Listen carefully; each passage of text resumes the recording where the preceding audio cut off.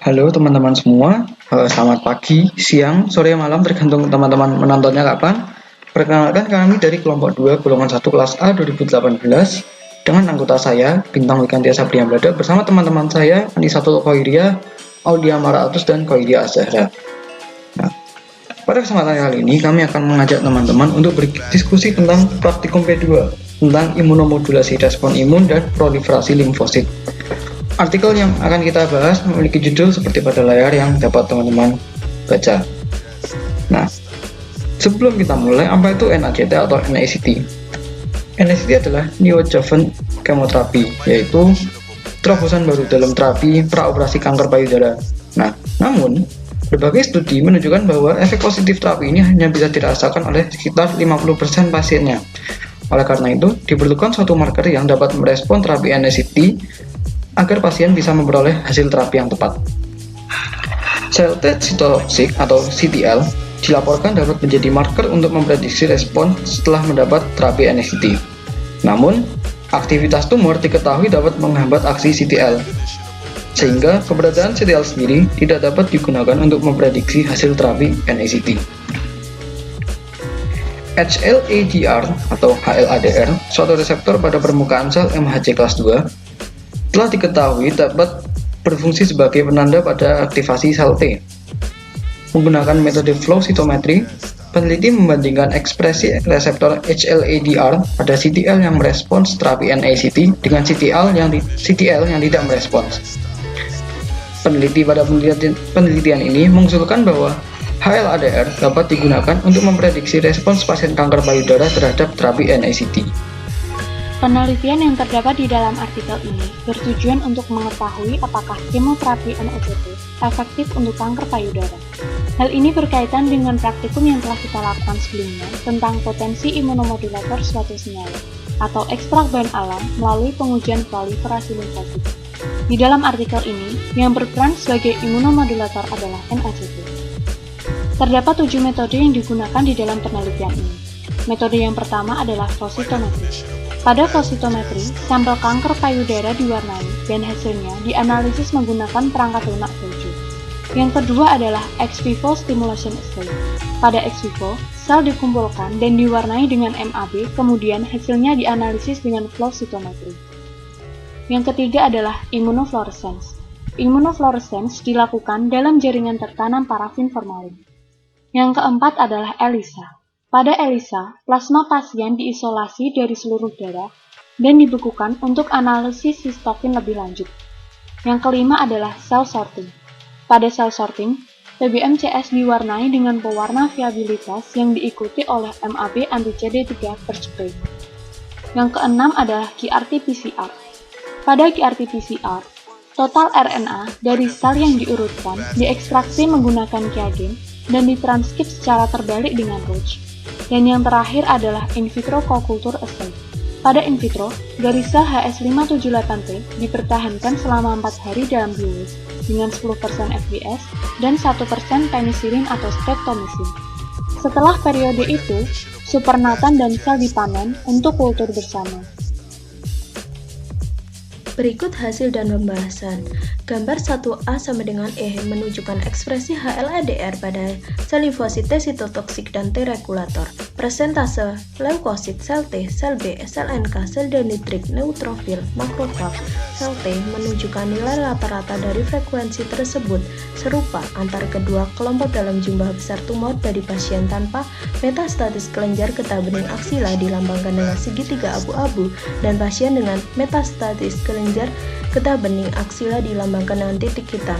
Pada gambar 1E menunjukkan bahwa ekspresi HLA-DR dalam CTL berkorelasi negatif dengan ekspresi di T-rex. Pada gambar 1F, representasi analisis flow cytometry menunjukkan level ekspresi HLA-DR lebih tinggi pada CTLS dan lebih rendah di T-rex pada pasien tanpa metastatis kelenjar getah bening aksila bila dibandingkan dengan pasien dengan metastatis kelenjar getah bening aksila. gambar 2A sampai dengan D, level HLA-DR dalam CTLS adalah faktor prediktif dari respon pasien terhadap kemoterapi neoadjuvan. Pada gambar 2A, persentase populasi limfosit T secara statistik tidak berbeda antara dua kelompok responden dan non-responden. Pada gambar B, responden NACT menunjukkan tingkat HLA-DR yang lebih tinggi pada CTL dan level HLA-DR yang lebih rendah di T-REX bila dibandingkan dengan non-responden. Pada gambar 4A sampai dengan C, menunjukkan profil ekspresi HLA-DR dan produksi sitokin dari CTL intratumor dalam CTL sistemik.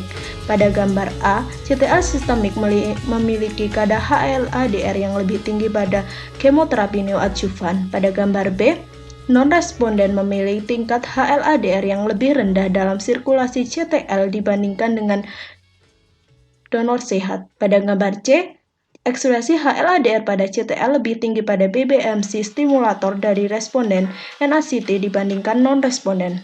Pada gambar 5A, representasi analisis flow cytometry dari GRA enzim B dan ekspresi interferon gamma lebih banyak di HLA-DR positif CTL daripada HLA-DR CTL negatif dari sampel tumor praperawatan dan dari PBMC yang diisolasi dari pasien.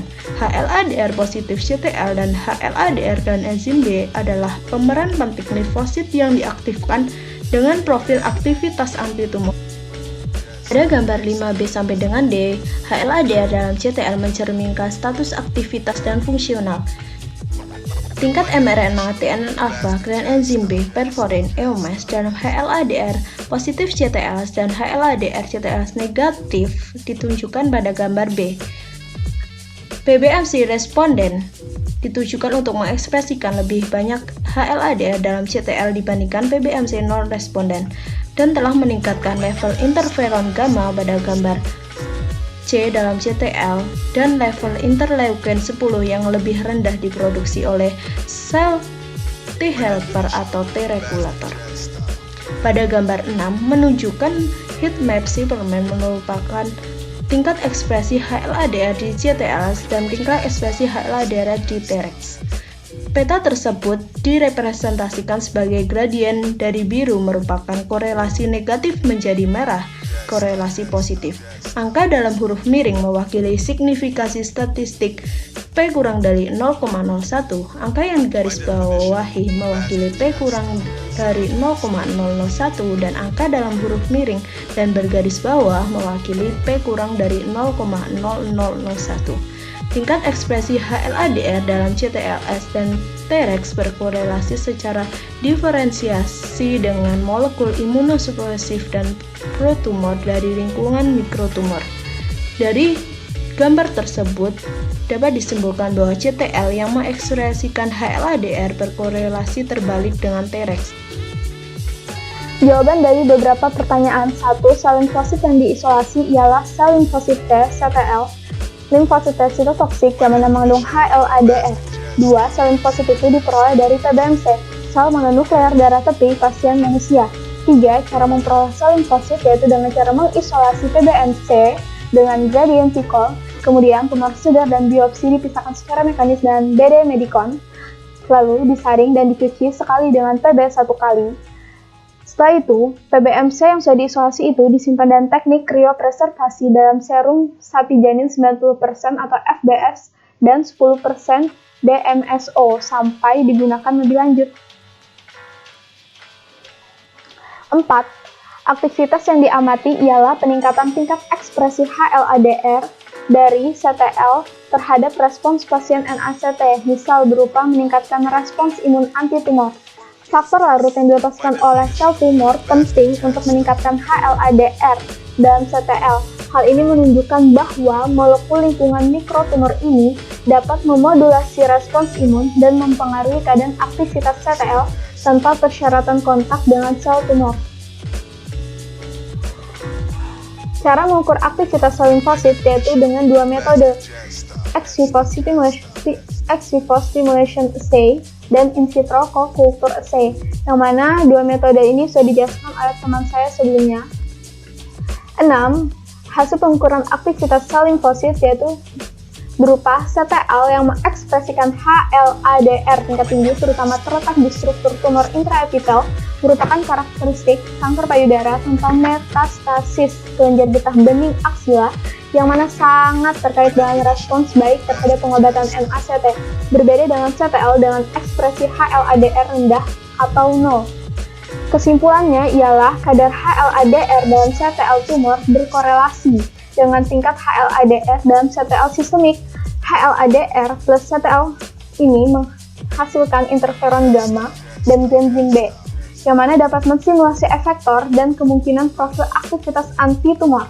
Selain itu, tingkat HLA-DR dalam CTL berkorelasi negatif dengan tingkat HLA-DR dalam limfosit T regulator dan dengan molekul imunosupresif dan pro-tumor dalam lingkungan mikrotumor.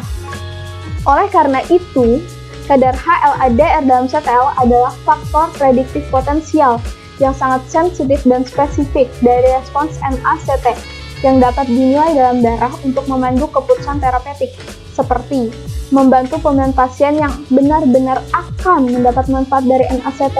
2. Mengarahkan mereka segera ke strategi terapi alternatif. 3. Penanda ini juga memiliki potensi untuk digunakan dalam desain uji klinis untuk mengacak responden yang baik atau buruk untuk mengevaluasi pengobatan baru. Sekian dan terima kasih.